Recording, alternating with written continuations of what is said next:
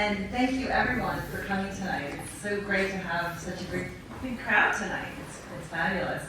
My name is Katie HUSTEAD, as Bill mentioned. My husband, Joe Weston, raise your hand, Joe, and I own a company called PEDERSEN. And next to Joe is our operations manager, Deborah. And what we do at PEDERSEN is we help elderly people move. But we also, and the reason we're here tonight, is we also help people manage estates after someone has passed away. And we deal with all the contents of the home. And I will get into more of that later, because I am actually one of the panelists. But first, I want to just tell you sort of how this group came about here. When we get calls from people who are managing estates, they are always in a state of grief, of course. They've just lost someone very important to them, a spouse, a parent, a sibling, good friend. And they're also overwhelmed, right? They're like, they've got a million questions they have to answer. How do I plan the funeral? Do I need a lawyer? What do I do with all the stuff in their home? What do I do with the apartment that they owned?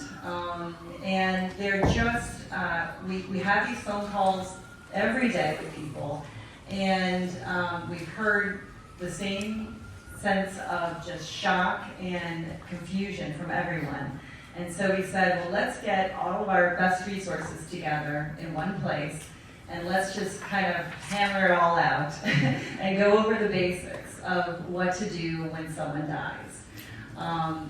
So that's what brings us here tonight. And our panelists are from five different industries and services that you may need when someone dies. And we're going to do it in the order of the phone calls you have to make. So first up is Frank CANGERO from Frank E Campbell here. And Fran is going to talk about funeral planning, but also, more importantly, a very important tool you can put into place to prepare in advance so that the funeral is not overwhelming when it happens, has to happen. So, here you go, Fran.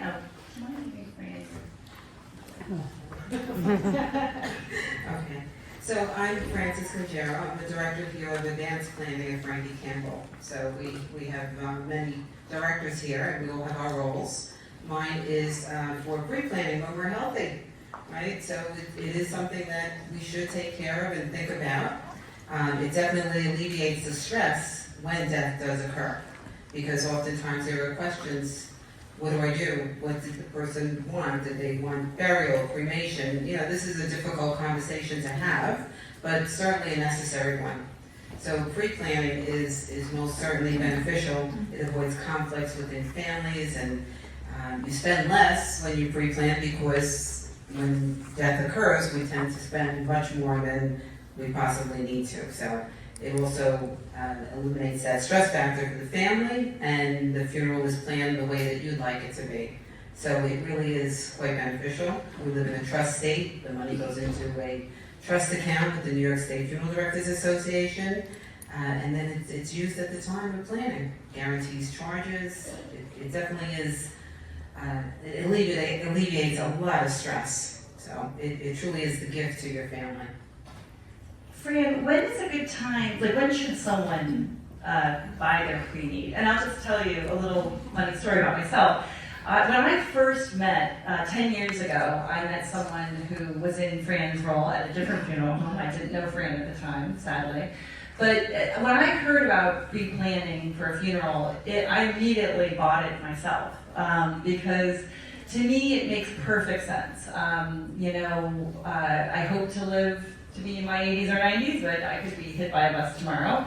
And all Joe has to do is call an 800 number and give them my social security number, and they're gonna come take my body and cremate me and return me to Joe in a tasteful small box. And it just made perfect sense to me. I was like, he's going to be dealing with a lot. He's going to be hopefully in grief. And so this is one big thing off his plate.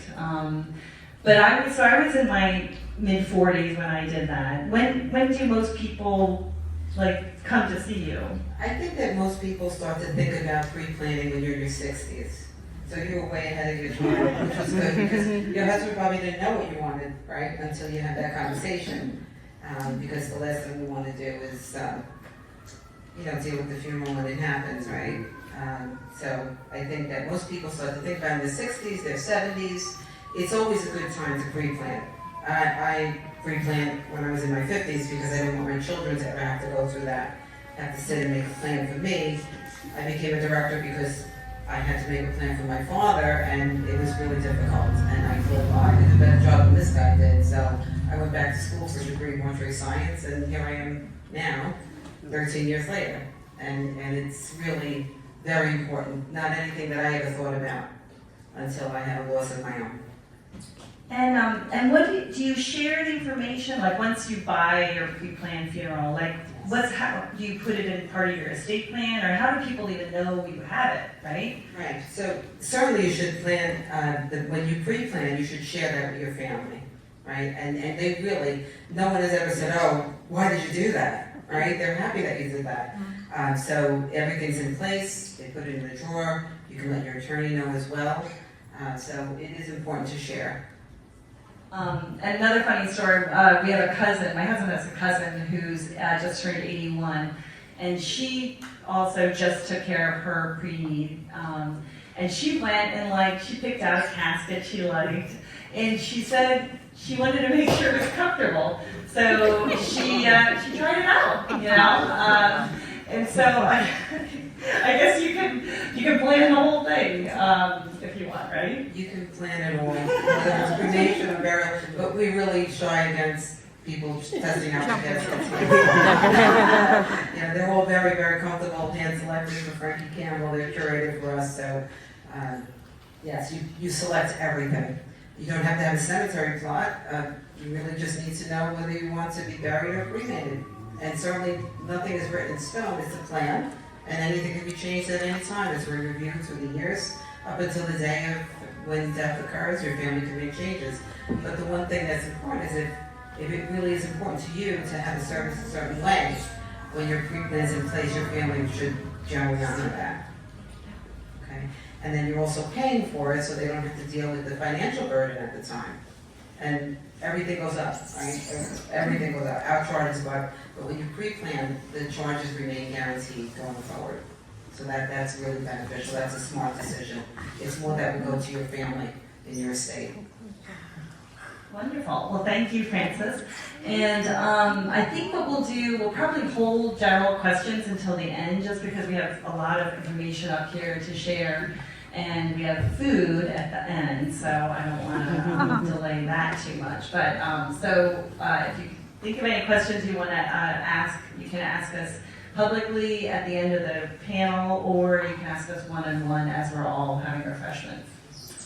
Okay, so you made the first call, you planned the funeral, your deceased is buried safely, happily, comfortably. The next call is your trusted estate attorney. And with us tonight is Barbara Lynn Peterson from Katsky Korins. We have been working with Barbara for 11 years, and I got to tell you, when a prospective client calls and says, Barbara Lynn Peterson or someone on her team is my attorney, I'm always so relieved because I know it's going to be an easy job. Barbara, take it away. Thank you so much, Katie. So I am in what we like to call stiffs and gifts. And that's about the only joke there is about trust and estates. But to actually pick up on something Fran was saying, New York is very smart. It actually has a separate document where you can put forth all of your funeral arrangements, who you want in charge, and all the plans that you've made, including to call Campbell's and say, I've already prepaid, and call Fran, she's got all my information. That's unusual. I practice in 3 jurisdictions, and New York is the only one that there is a separate document as part of your estate plan that you can do that lets everybody know and also puts a person in charge to make sure your wishes are carried out. So when you do come to meet with a planner like me, make sure you let us know, because we'll do that document for you, and make sure that whoever you'd like to be in charge to follow your instructions does so. So what does it mean when you're calling me? Well, I'm going to back up to when you're alive and you've done your planning. You probably are aware of this from every old movie you've seen, but if you don't write a will, the state of New York will write one for you. So nobody wants the state writing their own document. So what you want to do is get a list together of your family and friends and a list of your assets, and come see somebody like me, and you're going to tell me the story of what you'd like to happen at your death and how you'd like things to be given out to your friends and family. But I'm going to digress for a second and talk about something that's even more important than your will. In the package you're going to take home with you is samples of what we like to call the lifetime documents. If you are 18 or older, have capacity and are breathing, you should have all of these documents. And these documents are your healthcare proxy. That is the document that says who will speak for me and make medical decisions if I can't. Now, you may have the situation where you can't make medical decisions because you're in the hospital for a week, they've got you on morphine, and nobody should be taking your opinion on your care while you're on morphine. And then you're fine. So for that week, your agent makes decisions for you.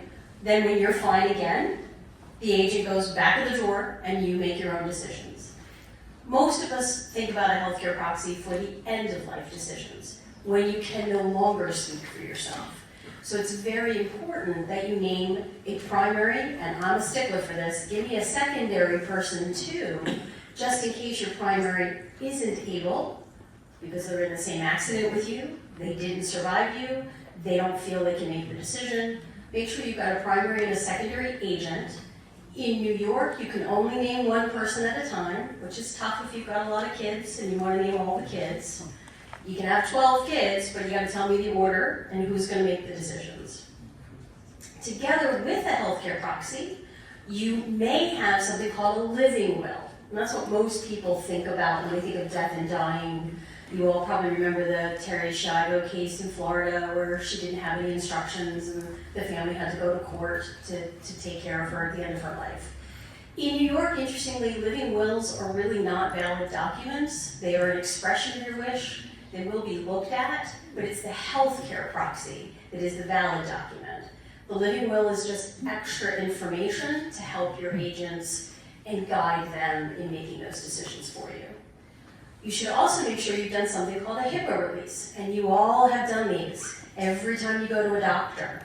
When you get that notice that says, here is what we're doing to keep your information private, and you say, yes, please do, the problem with HIPAA is it's a federal rule that didn't bother to put a line in that says, whoever I've named as my agent in my healthcare proxy should be given my medical information. So when you get that HIPAA, look at it and see what the default is. My poor doctor, I kept editing his because the default was spouse, children, and parents. I'm an only child, I'm now an orphan, I'm not married, and I don't have any children. So I kept having to put an asterisk and editing it and saying, please give my information to the two people who are named in my healthcare proxy. So when you are going to your doctor and they're asking you to sign a HIPAA, make sure it covers what you need. And then the other document that's absolutely crucial is a power of attorney. And that is for financial decisions. Every state has their own version. In New York, it's called a durable power. It is actually effective the minute you sign it.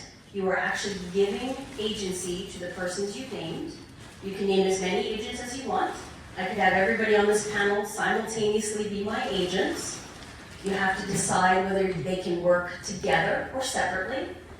I will tell you, please let them work separately, because if I have to have 5 people sign the same check, I'm never going to get anything paid. And make sure you're only naming people you trust to make those financial decisions for you. The good news is your agents are not actually in the job until they sign the power of attorney and they accept the appointment in front of the notary. So for example, a lot of my clients say, well, I'm a widow now, and I'd really like to name a friend of mine, but I don't want her to go clean out my bank account, which she could do if I have her sign the power of attorney today. Now, I shouldn't be naming my friend if I actually think she's going to clean out my bank account, but that's a whole nother conversation. The good news is for a lot of people, we hold on to the powers of attorney until I get instructions, either from the client that says, please release it to my agent, or I get a call from a doctor that says, your client unfortunately no longer has capacity, please release it to the agent. And at that point, that's when the agent will sign on.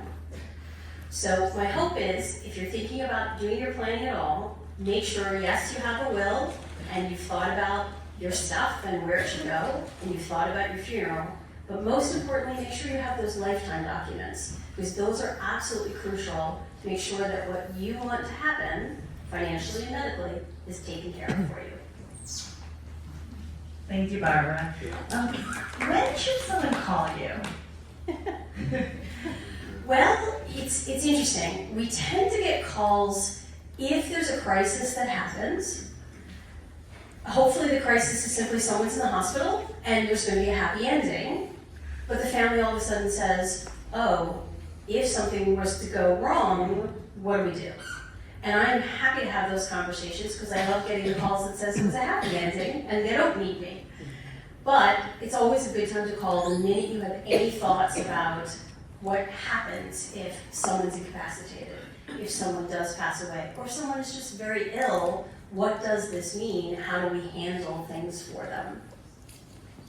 Thank you. And I also, as you were talking, I was thinking, we get a lot of calls from executors who are out of state. You know, they're often a distant cousin in Iowa. We just had someone call from Florida who wasn't even close to the deceased, but they were, again, another cousin, I think, or a niece, nephew.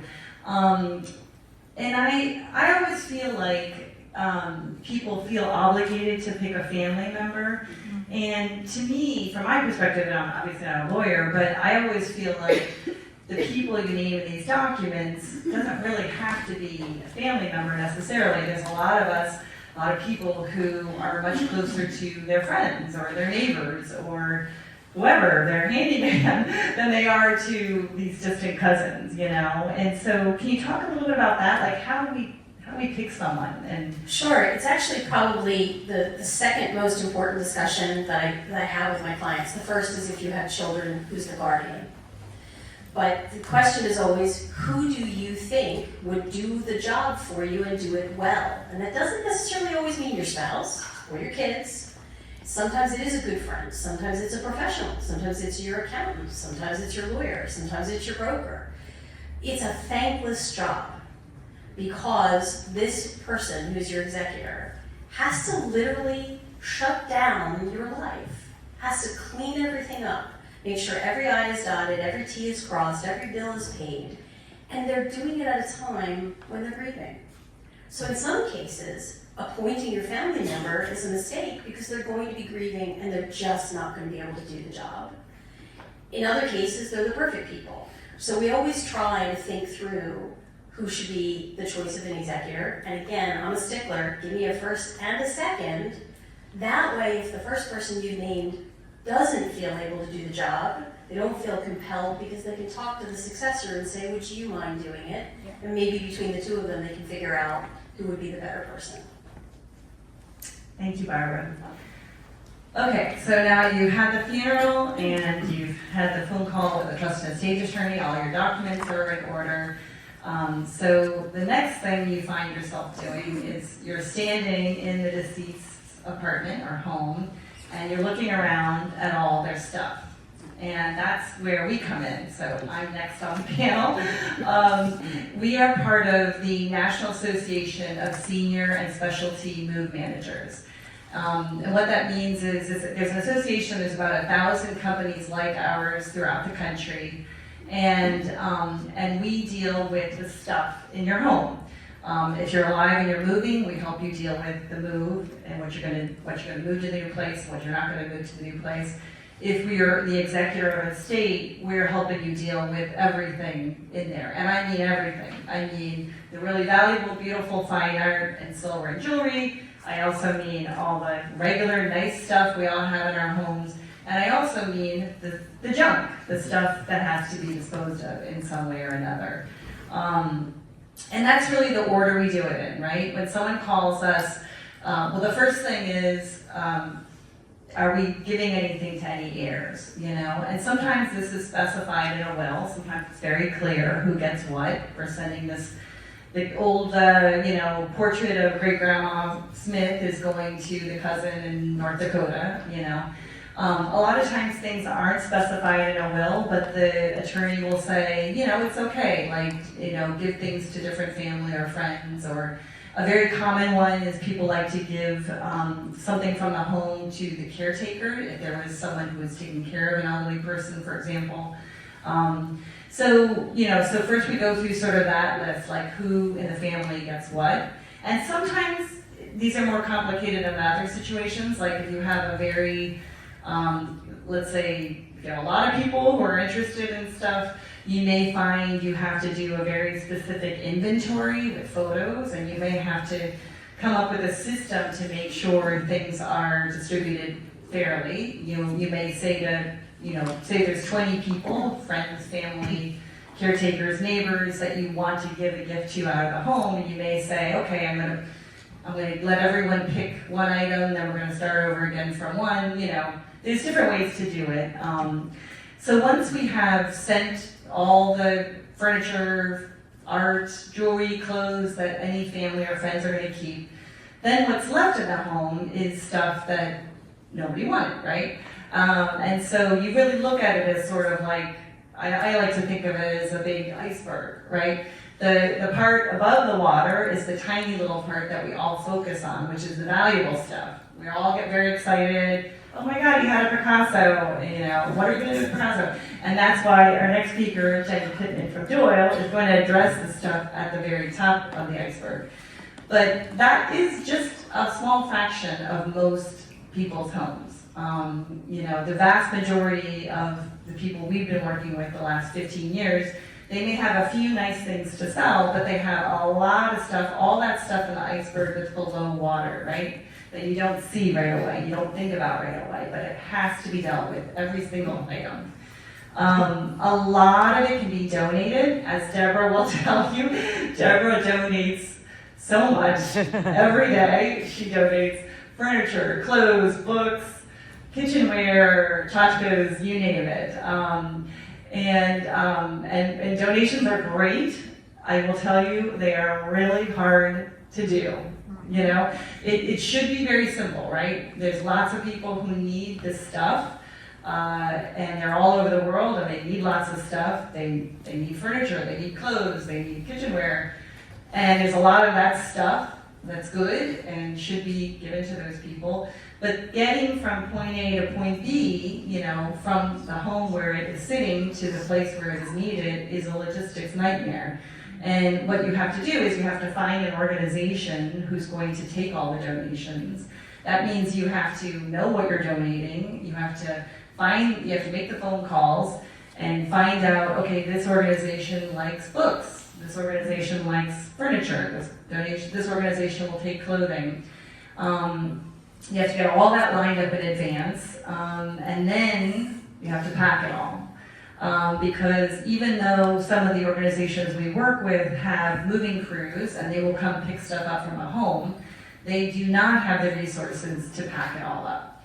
And do not underestimate how much time this takes, because this is where we spend the vast majority of our time at Paperman Moves is literally bagging up sweaters, bagging up shirts, boxing books, boxing kitchenware, you know, getting everything ready so that when the donation organization comes, they can just pick it all up and go. They want to do this very quickly. They have to. They have very small staffs. They're working on very small budgets.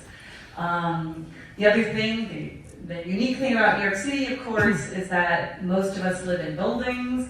And so you have to, the donation center with their moving truck is treated just like a moving company. And that means you've got to get approval from the building before they show up. You've got to make sure they have the right insurance in place. It's not easy. It can be done.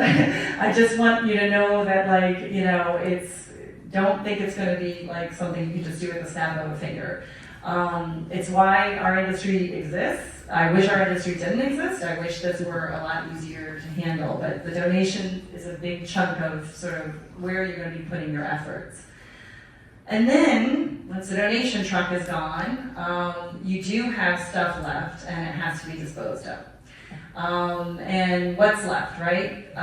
Most of our clients have lots of papers.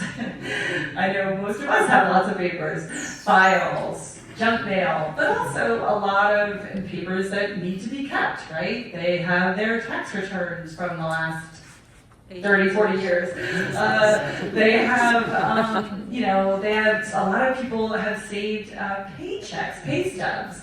I've seen pay stubs from the 1960s.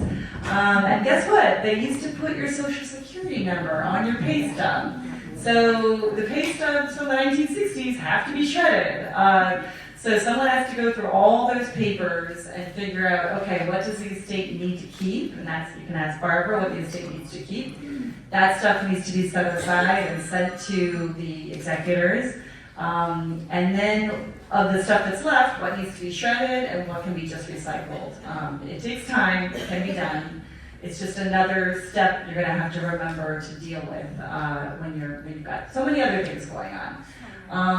Another thing people don't think about until they're faced with this is medications. You can't just throw medications in the garbage. New York City has some very specific laws about disposing of medications. It's tricky, a lot of pharmacies are supposed to take the medication back. They don't all do it, and they don't all make it very easy. So that's one thing you can do. If it is a prescription medication, you can usually take it back to where it came from. Or you have to do this very intricate process of, without getting a lot of detail, it involves cat litter or tomato sauce. And basically you dump all the pills into a big bag full of something disgusting like that, and then you actually literally put it in the regular garbage. You don't put it in the organics garbage. Certainly don't flush it down the toilet because you don't want these medications out there on the street, whoever can get their hands on it. And then there's just a lot of stuff that can't be donated, right? There's furniture that's broken, there's clothing that's ripped, and so unfortunately, we almost always have to, at the very end of the job, to call a junk hauler. That's usually the last stage, is to get all the remaining junk out of the apartment. Because as we know, in the rest of the country, you could just hire a dumpster and put it in your driveway and fill it up at your leisure and then have it taken away. But here in New York, good luck with that. If you're in a building, there's no way you're going to be able to get that to pass muster with the board, right? So again, you're calling the junk hauler. Junk hauler, just like the donation center, the junk hauler is just treated like a mover. They have to have insurance. They have to follow all the building rules. It's a little bit of a headache. I don't mean to make you feel like, this is impossible, but this is why the whole industry exists. If you have time, anyone can do it. It's not rocket science. But if you don't have time, you can always, enlist some support, shall we say. Or you can start now. Or start now. Oh, that's actually a great point, Fran. I'm thinking of both papers I gotta go through home while you're talking. Yeah, I'm stressing Fran out. It's an interesting point. Like, as you can imagine, we've been doing this for 15 years. I was already a little bit of a OCD minimalist before I even started the company. Now, I'm like almost freakish about it. And I gotta tell you, I think all the time about who's gonna have to deal with our stuff after we die, And hopefully it won't be for, a while, but it's probably gonna be our niece Mika. We have 13 nieces and nephews. Joe and I opted not to have children, but we have 13 nieces and nephews. And of all of them, Mika's probably the one that's gonna get stuck with this. And I sometimes think of her when I buy a new sweater and I shove it into the sweater drawer. I'm like, oh my God, I should get rid of the sweater so Mika doesn't have to deal with all these sweaters. So it is something to think about now while you can. Okay, so as I mentioned, the next speaker is going to talk about the nice stuff in the home, the fun stuff. We all love it when a client has stuff that we can call Jenny about. Jenny's from Doyle, which is just up the street, and I will let her tell you sort of how to know if you have something valuable and what to do with it if you have it. Thank you very much. Yes, I love to get a call from Katie once she's been in the apartment or the house and has reunited the tea service, silver tea service that has been strategically positioned under various sofas and chairs, or found the jewelry that's in the base of the grandfather clock. And so when we get that call, we are really working with clients in two distinct ways, and one is to appraise and value that material to give it a dollar value, and then to sell that property at auction. I wanted to ask, because we are in the neighborhood, how many of you know Doyle and have been to Doyle? Oh, this is great. Well, so then you know it's the neighborhood playground. So we are, as you know, located on the Upper East Side of Manhattan on 87th Street between Lex and 3rd. And we have a 6-story building there, which is 25,000 square feet. And I just say it's just a place of great fun, because we have specialist offices and libraries, auction rooms, storage rooms, photography studios, and it just changes every day. Things are coming in and going out. The ground floor is being turned over. Today we just had a sale of American paintings and prints, and now we're setting up for jewelry and our postmodern prints. So it's really, it's an exciting place, and it's very helpful to you because we can sell a lot of property there, a lot of different categories and a lot of different price points. So our price point for selling material is generally around maybe from, say, $300 to $3 million. Now that covers a lot of territory.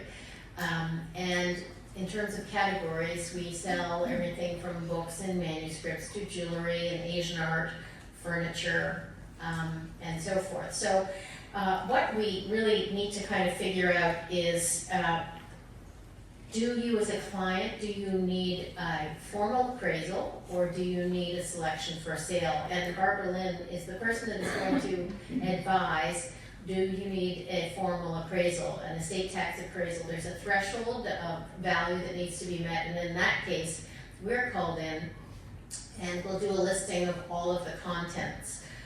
It's a costly process. It takes quite a lot of time because our appraisers come in and walk room through room and document everything of particular value, and then they group the lower value pieces together. And we'll come up with a number, a dollar value of personal property, but not everybody needs that. Usually families just really, most families just kind of want to know what this stuff might be worth, what has particular value. And in that case, we would do something called the selection for sale. So we would be called in, well actually we would ask for some photographs first of all to kind of know what we're dealing with. Are we dealing with a hoarder situation, or what specialists need to come and visit? So from those photographs, we figure out the next step, and we would come to the apartment, take photographs, measurements, and then prepare a selection for sale, which is a selection. It is not everything, but material that has value at auction. It's an illustrated list and a description. It gives an auction estimate, a low and a high value, say $1,000 to $2,000 or $10,000 to $15,000. This doesn't cost anything. So this is why I really wanted to make this distinction between a formal appraisal, which is a legal document, and a selection for sale, which is, this is the value of these. These are the things that can sell at auction. And we don't charge for that, because the idea is if this is appealing to you, you might decide to consign. So those are, that you really need to understand that distinction. So let's take, for example, the selection for sale. You receive this document, and then you would decide what you want to do with it. Oh, our family, we want to keep these things, but these things should go to auction. So the next step is we would come with we have trucks, or we would arrange to have shippers come. We collect the material, we bring it into Doyle's offices, we photograph it, catalog it, then it gets put online to our website, Doyle.com. And that's listed a couple of weeks before the actual auction. If it's something like jewelry, then we travel it around the country. We have 10 offices across the country in galleries. So if the jewelry is particularly important, or it's all important jewelry, and a good portion of fine jewelry then travels to Palm Beach and Beverly Hills and all the places you want, and Charleston and Boston, before it comes, everybody can try it on, and then it comes back to New York for preview. And this is important because it's a live, it's a live preview, and people can examine these things. And then that is followed after that exhibition by the actual auction itself. The auction takes place, and then the proceeds are paid out about 5 weeks after the sale. And that's really the process from start to finish. And as I say, it's important to be able to cover a lot of categories and also a lot of price points. So, I think one. All right, thank you, Jenny. And tell me, one thing that surprised me, because we've been in business 15 years, and when we started, it was a lot easier to sell stuff. And in particular, I'll never forget, when we first started, we had we had a Persian rug dealer, and this guy was fabulous. He had this gorgeous shop with, obviously covered with rugs everywhere. And all I had to do was send him a photo and he'd come make an offer, and then a few years later he went out of business, and I was like, well, that's odd.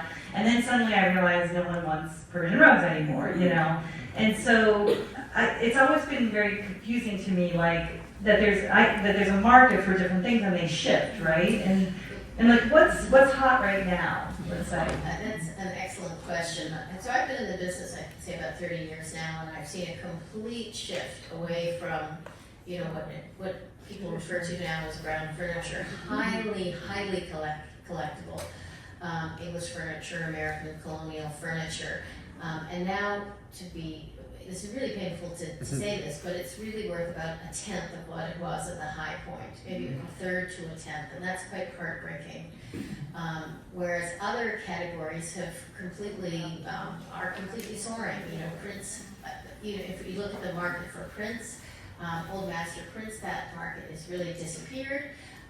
But it's bright, colorful prints, anything by Warhol, Lichtenstein, that's what's capturing people's attention and selling well. So if you did not have brown furniture in your apartment, but instead had modern furniture, you would be in really good shape right now, because that's really what people want. And it is taste, and tastes really do change. I mean, it's quite remarkable to see this. And so if you consider that all the people that were collecting brown furniture are now are now moving from their apartments, and they can't take all that brown furniture with them, well, everybody is in that same boat, and then their children don't want that. So it hasn't been replaced, like a whole series, a next generation doesn't necessarily want that. So you kind of lost two markets, the people that collected it and then the follow-on generation. Yeah, we get calls, constantly, I'm sure you do too, like where people think or hope they have something valuable, and we have to kind of give them the bad news, which is really heartbreaking, like you said. So one thing I always ask people is, I ask them if they watched Mad Men, and I say, do you have furniture that could have been on the set of Mad Men? And if they say yes, I'm like, yeah, we'll give Jenny a call. If they say no, I start to set them up for possible disappointment. Because Mad Men took place in the 60s, and it's that fabulous mid-century modern, furniture that everyone wants right now, right? If you look at a West Elm catalog, you can see everybody wants that style. It's very specific, and I'm sure it'll go out of fashion. Sometimes I tell people, when people are really upset with me, and they get upset with me, they take it very personally, that no one wants their brown furniture or their big antiques. Sometimes I say, well, it'll probably come back in style. If you want to store it for 20, 30 years, maybe you could sell it then. But could you also talk very briefly about another topic that breaks my heart almost on a daily basis? People call us because they have pianos. And I just want to weep. So what are your thoughts on pianos? Well, well, we used to sell pianos, we don't anymore. And of course, the problem is that people really aren't playing piano anymore. And there's also the problem with ivory keys. So it's very difficult to sell pianos if they have ivory keys because of permits required for selling ivory, elephant ivory. So we have to, if we do sell a piano, it has to be a really spectacular piano, and we have to know when it was made so that, and where it's been this whole time, so that we can obtain a CITES permit in order to sell it. Upright pianos are just, it's just literally like donation, and it often is the case for, for baby grand pianos as well. It's really heartbreaking. It is heartbreaking, and I will tell you, it is hard to donate a piano. I need to add that because if you're trying to donate a piano, we've had situations. We had one. These stories just break my heart, but we had a client who was handling her sister's estate, and they had a piano that had been in the family forever, and it wasn't a spectacular piano. It wasn't something Doyle would have even sold then. It's probably 10 years ago. But the sister, had arranged for this music school that her sister had loved to take it. And I was like, fabulous, that's wonderful, They'd come and seen it, they played it, they wanted it. And I said, do you want help getting the piano to the school? And she said, oh, no, they've got guys who can do that. And I was like, okay, are these guys, are they insured? Because your sister lives in a skyrise in Manhattan with a doorman, and we can't just, they're not gonna let anybody in to take this piano out. And she's like, yeah, it's no problem, So she kind of said, I'm taking care of that. Well, guess what? I mean, the guys showed up with a U-Haul, and they, came to the front of the building and said, oh, we're here to get so-and-so's piano, and the doorman was like, no, you're not. Come back when you have the proper paperwork and insurance, and by the way, you're supposed to give me notification if you're going to even come in the building. And this is not the only time this has happened. I mean, we've had people who are, really want to donate their piano, and they pay us, to go find someone who wants it. So we reach out to churches and synagogues and community centers. The problem is all of those places, they might love the piano, but they can't pay the $500 it's going to take minimum, right, to get the piano out of the apartment and into their organization. So sometimes we say to clients, we'll help you, but you're going to have to pay to move it. And when someone hears that they have to pay $500 to make a donation, they usually aren't interested anymore. It's heartbreaking. It really is. And one thing I'd like to add to this, I frequently get when somebody comes in to do their will, they say, and I want to leave the piano to this music school, and I want to leave these items to the Metropolitan Museum of Art. And I have to tell you, you need to be talking to these organizations before you put this in your will. Because 9 out of 10 times when I call them and say, I've got a lovely piano for you, they say we don't want it. And now I don't know what your alternative is. So if you truly do have collectibles or items that you want to donate somewhere, start talking to the place now and find out, do they really want them? And then we like to call it giving with warm hands. When you've decided you're not playing the piano anymore, give it away while you're alive and well, and you can go hear somebody else play it. Oh, I love that. Giving with warm hands. That's a good expression. Okay, so you have had your funeral, your trust and estate attorneys helping you with everything, the paperwork's all in order, you've emptied out the apartment, you've sold some wonderful things with Doyle, now you've got a nice empty apartment. If it was a rental, you just hand the key back to the landlord and congratulations, you're done.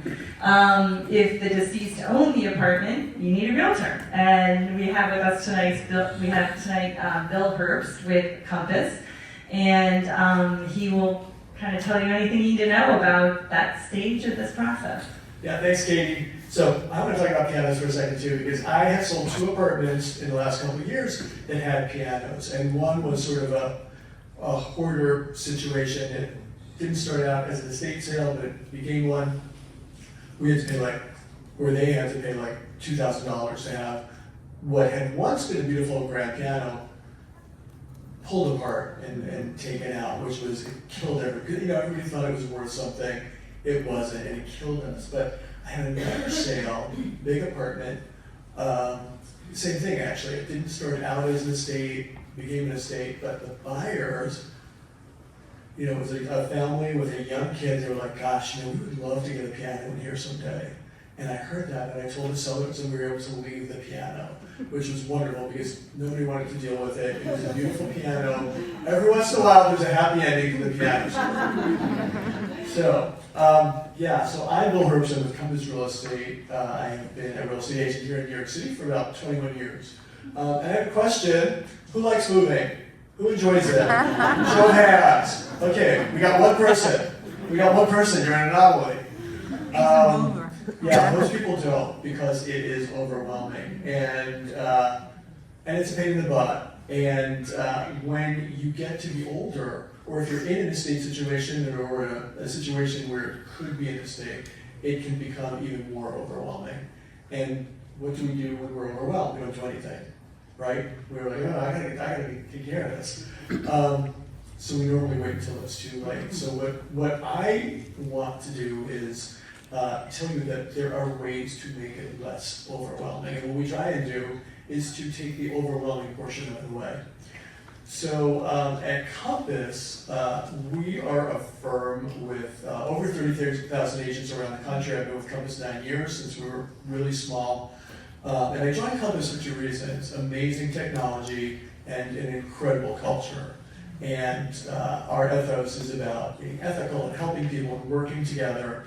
And in the last year, Compass has launched a division called Compass Plus. And Compass Plus is right now about 200 agents who work with a lot of older clients and their loved ones.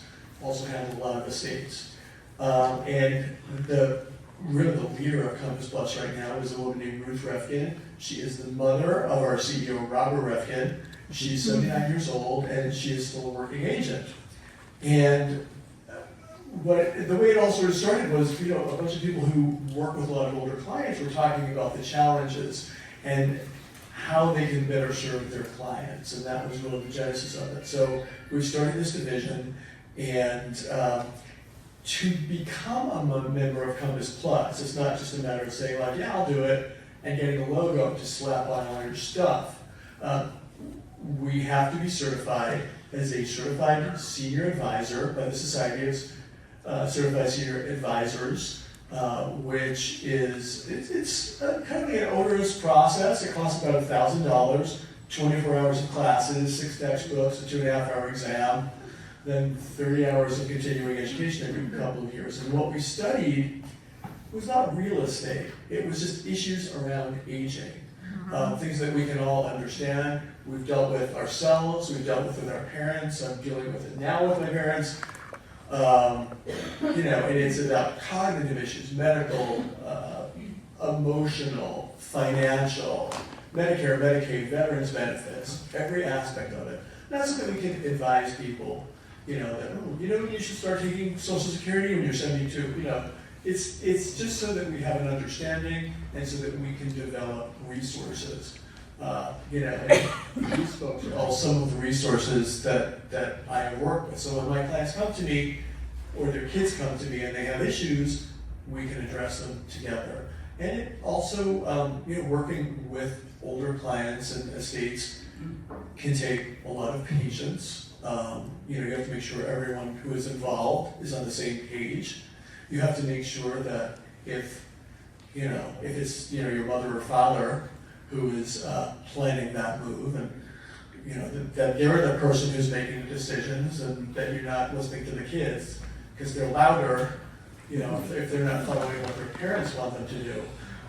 So there's a lot to juggle. Right now I'm dealing with an estate situation where 3 cousins all thought they were inheriting the apartment.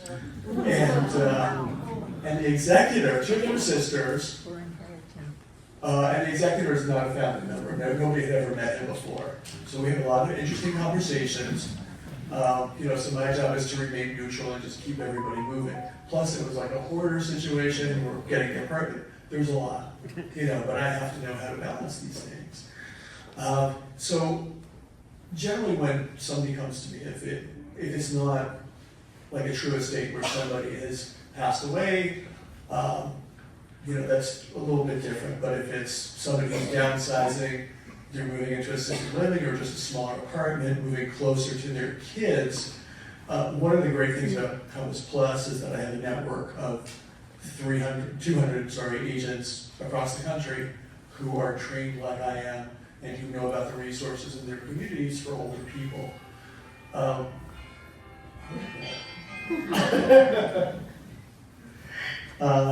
But the other thing is when people are downsizing, there's a lot of stuff to deal with.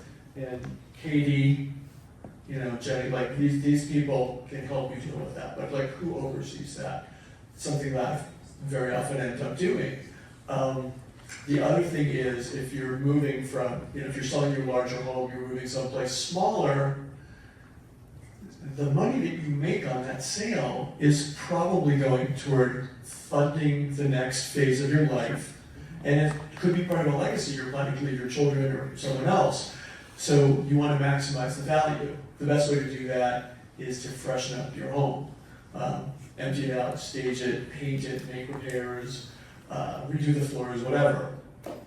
One cool thing about Compass is the program called Concierge Capital. And what it is we work with a lender, and with really a very simple application, you can borrow up to $25,000 to use toward getting the apartment ready. If that's putting things in storage, staging, painting, the only charge is a flat $500 fee. It works like the situation I talked about where we have to really fix this apartment before we can sell it, and the three cousins really want to talk to one another, let alone kick in $6,000 each. We're using Compass Concierge to get this stuff done. And then the loan is paid back from the proceeds of the sale. Yeah, and even if if you don't live, like if that $25,000 is money you would need to have in the bank to live on, it's a great program. So, those are just some of the sort of extra things that we offer for older clients. But I think the other thing is, as somebody who's, I sort of came to this because of stuff going on in my own life with my parents and some of my clients, as they've gotten older and I've been working with them. It does take a sort of a special deft hand because there's just so much to do. So what we really try and do is take some of that off of your plates and then do all the normal real estate stuff, which is, helping you set the price for your apartment and all of the marketing and the showing and keeping you informed of what's going on.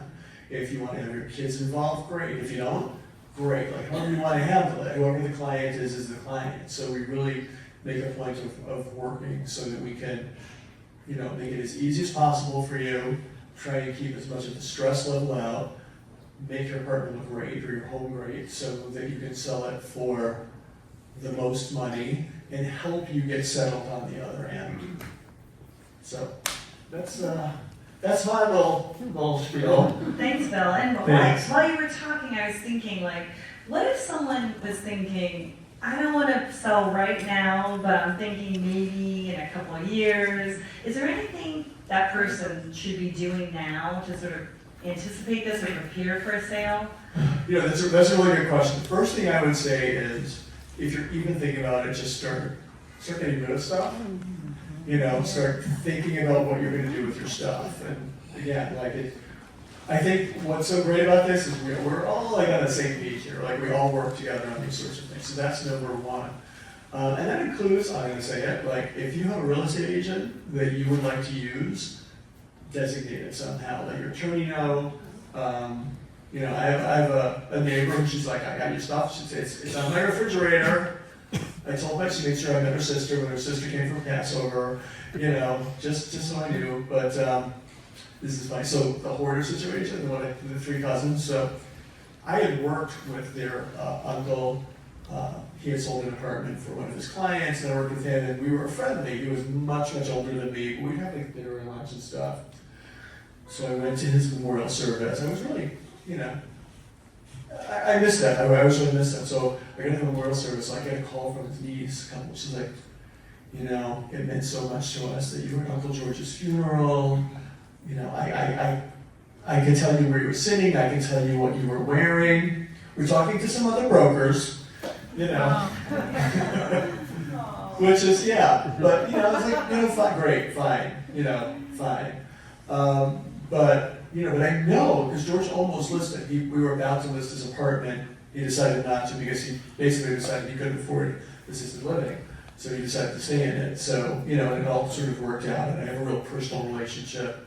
And I really want to get this done well for George, but that's number one. The other thing is, actually at Compass, we do have this thing where you can quietly, you can sort of quietly list. We have this, it's called Make Me Sell, where you can tell me, hey, look, if somebody offered me $1.2 million for my apartment, I would take it. It goes into a database that we have where, it doesn't have your address, it doesn't have your contact information, only I know that. But if somebody was looking for something like that, that could be something for down the road. But that's, the most important thing is just to plan, even if it's cleaning out your junk drawer, as a start. Music to my ears.